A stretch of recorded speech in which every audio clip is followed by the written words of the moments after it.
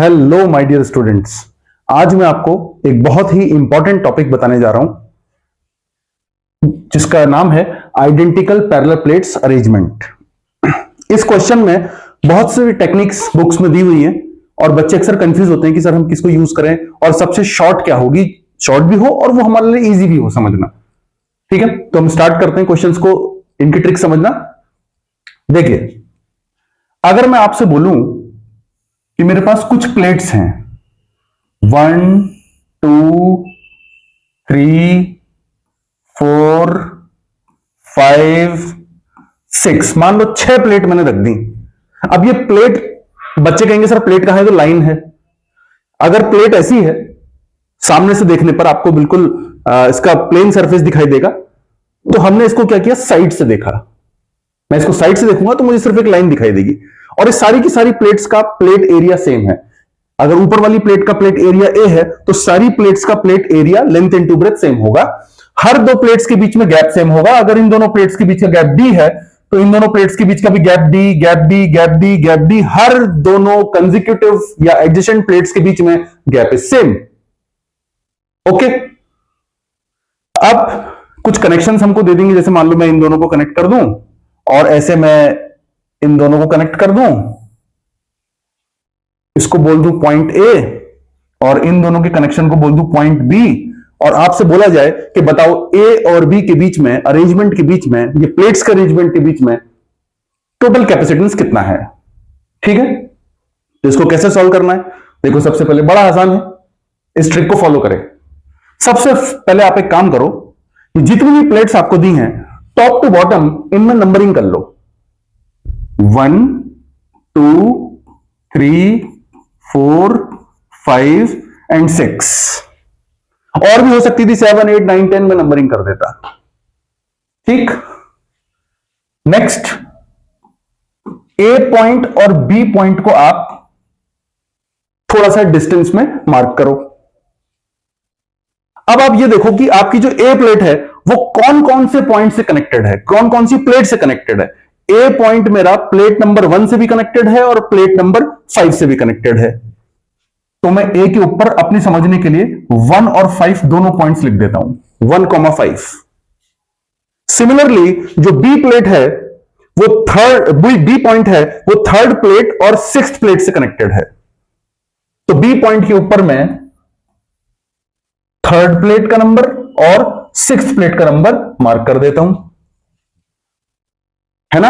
अब आप ध्यान से देखो, कुछ प्लेट्स आपकी छूट गई हैं, जैसे सेकंड नंबर की प्लेट छूट गई है और 4th नंबर की प्लेट छूट गई हैं। तो जो प्लेट्स आपकी छूट गई हैं उनको आप इन्हीं के बीच में कहीं पर मार्क कर लो। जैसे एक डॉट मैंने लगाया सेकंड प्लेट के लिए और एक डॉट में लगाता हूं 4th प्लेट के लिए, 4th प्लेट के लिए। ठीक, बीच में लगाना है, जो छूटी हुई प्लेट्स है उनको मिडिल में रखना है, ए और बी के, ए और बी के बाहर नहीं जाना आपने, कॉर्नर्स में ए और बी ही रहेंगे।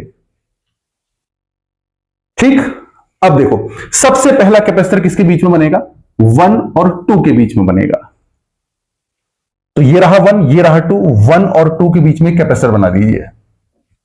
टॉप टू बॉटम चलते रहो, दूसरा कैपेसिटर बनेगा 2 और 3 के बीच में। ये रहा 2, ये रहा 3, 2 और 3 के बीच में मैं एक कैपेसिटर बना दूंगा, सिंपल। अब 3 और 4 के बीच में एक कैपेसिटर बनेगा, तो 3 और 4 नंबर के बीच में एक कैपेसिटर में और ड्रॉ कर दूंगा। अब 4 और 5 के बीच में एक कैपेसिटर बनेगा, टॉप टू बॉटम बनते रहेंगे, 1 2 2 3 3 4 4 5 5 6, इतने कैपेसिटर बनेंगे। अब मुझे 4 और 5 के बीच में कैपेसिटर ड्रॉ करना है, ये रहा 4, ये रहा 5, 4 और 5 के बीच में मैं एक कैपेसिटर और ड्रॉ कर लेता हूं, राइट। लास्ट क्या बचा, 5 और 6, ये रहा मेरे पास 0.5 और ये रहा मेरे पास 0.6, 5 और 6 के बीच में मैंने एक फाइनल कैपेसिटर और ड्रॉ कर लिया, बन गया मेरा सर्किट। अभी तक जो मुझे प्लेट्स के फॉर्म में था अब वो मेरे को सर्किट के फॉर्म में कन्वर्ट हो गया है ना, इजी। अब इसको सीरीज पैरेलल करके सॉल्व कर लो, इन सब कैपेसिटर्स की वैल्यू सेम होगी क्योंकि प्लेट्स आइडेंटिकल है, एरिया वाइज गैप भी हर प्लेट में डी है, तो सबका AF seven not upon D same होगा। तो सब पर मैंने सी लिख लिया। ये दोनों किस में है, सीरीज में है। ये दोनों कैपेसिटर्स किस में है, सीरीज में। सीरीज में कैसे सॉल्व करते हैं हम बताओ? C1 प्लस C2 करते हैं या 1 upon C1 plus 1 upon C2 करते हैं? 1 upon C1 plus 1 upon C2 करते हैं, है ना? अच्छा, तो C और C क्या बनेगा? 1 upon C plus 1 upon C, कितना हो गया? 2 अपॉन C। फिर रेसिप्रोकल करोगे, कितना आया? C upon 2।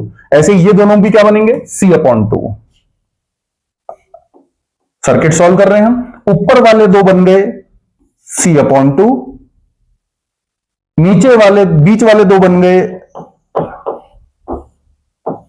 C अपॉन 2, और लास्ट जो था वो ऐसे ही रहा C, है ना? अब ये तीन पैरेलल में है, पैरेलल में कैसे सॉल्व करेंगे? C/2 plus C/2 plus C/2 और C/2 C हुआ, C प्लस C कितना आया? 2C। लास्ट में आप C की जगह पर A epsilon naught upon D replace कर दो, आ गया आंसर, राइट? इसको नोट करें सभी बच्चे। अब मैं आपको नेक्स्ट क्वेश्चन देता हूं, ठीक है? ये रहा मेरे पास एक plate, second plate, third plate, fourth plate, fifth plate, sixth plate, seventh plate, eighth plate. 8 plate दे दी मैंने आपकी बार, ठीक? ओके, मान लो यहां से यहां पर एक कनेक्शन है ए, और यहां से यहां पर एक कनेक्शन है, ठीक? और इसको हमने बोल दिया बी। अब हमसे पूछा गया इनके बीच में नेट कैपेसिटेंस बताओ। कैसे बताएंगे नेट कैपेसिटेंस? वही अपनी टेक्निक लगाते हैं। सबसे पहले मैंने आपको क्या बताया, आप टॉप टू बॉटम नंबरिंग करो, 1 2 3 4 5 6 7 एंड 8, राइट? अब क्या करें? कॉर्नर्स में हम ए पॉइंट और बी पॉइंट लिखेंगे। ए पॉइंट कौन कौन सी नंबर की प्लेट से कनेक्टेड है? प्लेट नंबर 1 से भी कनेक्टेड है और प्लेट नंबर 6 से भी कनेक्टेड है, तो ए के ऊपर हम 1,6 लिख लेते हैं। बी पॉइंट कौन कौन सी प्लेट से कनेक्टेड है? 5th से और 8th से, तो बी के ऊपर हम 5,8 लिख लेते हैं। 1 प्लेट आ गई, 6 प्लेट आ गई, 5th प्लेट आ गई, 8th प्लेट आ गई। जो बच गई उनको इनके बीच में लिखो। कौन बचा? प्लेट नंबर 2, तो लिखो शाबाश, प्लेट नंबर 2, फिर प्लेट नंबर 3, फिर प्लेट नंबर 4, फिर उसके बाद प्लेट नंबर 7 भी बची है, ठीक? 2 मिनट के लिए अपनी स्क्रीन को पॉज करो और अपनी कॉपी पे इसका इक्विवेलेंट डायग्राम बनाने की कोशिश करो, ठीक है? स्क्रीन को पॉज करो, मैं आपको आगे बताता हूं। अब पहला कैपेसिटर 1 और 2 के बीच में बनेगा, चेक करो सभी, 1 और 2 के बीच में एक कैपेसिटर बना। नेक्स्ट 2 और 3 के बीच में बना, फिर 3 और 4 के बीच में बना, फिर 4 और 5 के बीच में बना। 4 ये है, 5 ये है, तो 4 और 5 के बीच में मैंने यहां से बना दिया। फिर 5 और 6 के बीच में बनेगा, ये रहा 5, ये रहा 6, तो 5 और 6 के बीच में कैपेसिटर ये बन गया। देन 6 और 7, 6 ये रहा, 7 ये रहा, तो 6 से हमने कैपेसिटर निकाला, 7 में जोड़ दिया। लास्ट 7 और 8 के बीच में, 7 और 8 के बीच में कैपेसिटर बन गया, है ना? अब इसको सॉल्व कर लेते हैं यार, सिंपल हो गया। ऊपर वाली लाइन में तो एक ही कैपेसिटर है, उसको ऐसे ही छोड़ देते हैं। नीचे वाली लाइन में 2 कैपेसिटर्स हैं, ये वाला और ये वाला, तो ये भी C, ये भी C, दोनों का सीरीज करेंगे, 1 अपॉन C 1 अपॉन C, कितना आएगा? 2 अपॉन C। फिर रेसिप्रोकल करोगे तो C अपॉन 2। ऊपर वाला C, मिडिल लाइन वाले दोनों को एक बना दिया हमने, C अपॉन 2। अब बात आती है थर्ड लाइन की, 1 C C C C, 4 capacitor हैं सीरीज में, यानी 1 upon C plus 1 upon C plus 1 upon C plus 1 upon C, 4 capacitor, तो ये हो गया 4 अपॉन C। फिर रेसिप्रोकल करोगे तो कितना आया? C upon 4। तो इनकी जगह पर आ गया C अपॉन 4। ए पॉइंट ऐसी रहा, बी पॉइंट ऐसी रहा, देखो हो गया, कुछ भी नहीं था इसमें, है ना? अब क्या करें? अब ये तीनों पैरेलल में है, तो हम इनको सिंपली ऐड कर देंगे। C plus C/2 plus C/4, है ना? तो इनका एडिशन कितना आएगा? इसको 4 से मल्टीप्लाई डिवाइड कर दो, इसको 2 से मल्टीप्लाई डिवाइड कर दो, अब सबके नीचे 4 बन गया। 4C और 2C कितना हुआ? 6C plus C 7C। Simple, ठीक। 7 ऐसी रहा। C की जगह पर हम क्या लिखेंगे लास्ट में? A epsilon naught upon D। Answer. क्या टफ है? कुछ भी नहीं। अगर जो टेक्निक मैं आपको बता रहा हूं अगर आप उसको लगाओ तो इस तरह के क्वेश्चंस आप बड़ी आसानी से कर लोगे। नीट के पेपर में काफी डिमांडिंग रहते हैं और 12th के सिलेबस में तो है ही। ठीक है, नेक्स्ट करते हैं। एक क्वेश्चन और देखो, प्लेट नंबर 1, 2, 3, 4, 5, 6 प्लेट्स हैं मान लो। ठीक है, और आपको ऐसे दे रखा है ये दोनों कनेक्टेड हैं और सपोज करो ये दोनों कनेक्टेड हैं, ठीक।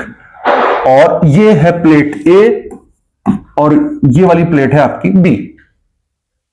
ठीक है, अपनी स्क्रीन को 2 मिनट के लिए पॉज करो और इस क्वेश्चन का आंसर निकालने की कोशिश करो। ठीक है, आप स्क्रीन पॉज करके सॉल्व कीजिए, मैं आगे बढ़ता हूं। हम इसमें क्या करेंगे?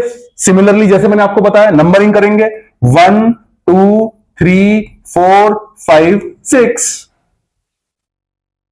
ओके, अब क्या करना होता है हमने?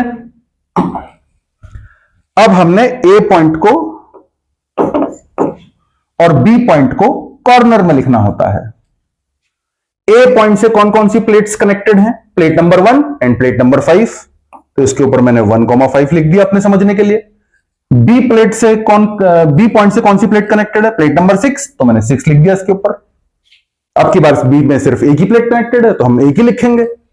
अब कौन बीच की जो प्लेटें बच गई, जैसे 2 बच गया, 2 तो बच गया लेकिन 2 भी कनेक्टेड है 4 से, तो 2 और 4 को एक ही पॉइंट से रिप्रेजेंट किया जाएगा, 2,4। और कौन बचा? एक 3 और बचा है बेटा, तो 3 को भी मैंने लिख लिया बीच में।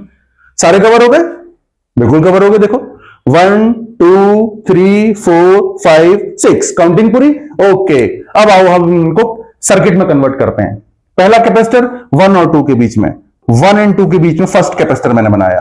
अब 2 और 3 के बीच में, 2 और 3 के बीच में एक कैपेसिटर और बन गया। देन 3 और 4 के बीच में एक कैपेसिटर बनेगा। देन 4 और 5 के बीच में एक कैपेसिटर बन गया। ओहो हो, देखो अब 5 और 6 के बीच में एक कैपेसिटर बन गया। 5 और 6 के बीच में एक कैपेसिटर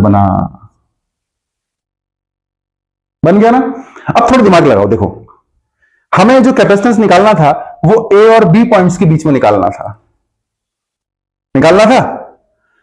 अब ये वाला जो कैपेसिटर है, ये जो पूरी ब्रांच है, ये और ये दोनों पैरेलल में जरूर हैं, ये दोनों पैरेलल में जरूर हैं, लेकिन अगर आप इस पूरी जोन को जिन कैपेसिटर्स के ऊपर मैंने कट लगाया है, अगर मैं इनको सॉल्व कर भी लूं तो वो ए से तो कनेक्टेड हैं, लेकिन उनका दूसरा एंड कनेक्टेड ही नहीं है बी से। आई बात समझ में? इसलिए ये जो पूरा बीच का पार्ट है, जब ये ए और बी के बीच में कनेक्ट ही नहीं है तो ए और बी के बीच में रेजिस्टेंस कैसे बनाएगा? ये तो ओपन सर्किट है अपने आप में। इसीलिए हम क्या करेंगे? इस पूरे मिडिल पार्ट को डिस्कार्ड करेंगे, हम इसको कनेक्शन मानेंगे ही नहीं अपने क्वेश्चन में। ओके, तो हमारे पास ए और बी के बीच में सिर्फ एक ही कैपेसिटर दिखाई दे रहा है। देखो ये वाला, यहां से लेकर ये ऐसे करके गया और ये बी में कनेक्ट हो गया, तो सिर्फ एक ही कैपेसिटर हमको दिखाई दे रहा है। तो हमारा इक्विवेलेंट आंसर क्या है?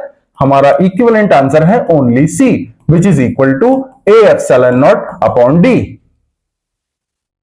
मेरे ख्याल से क्वेश्चन बच्चों के समझ में आ गए होंगे। ठीक है, इसी तरीके से आप पैरेलल प्लेट के क्वेश्चंस को सॉल्व कर सकते हैं। अगर आपके पास बहुत सारी प्लेट्स को, आइडेंटिकल प्लेट्स को एक के बाद एक इक्वल स्पेसेस में रखा गया है, इसी टेक्निक को लगाएं और अपने आंसर को बहुत आसान ढंग से सॉल्व करें। Thank you very much.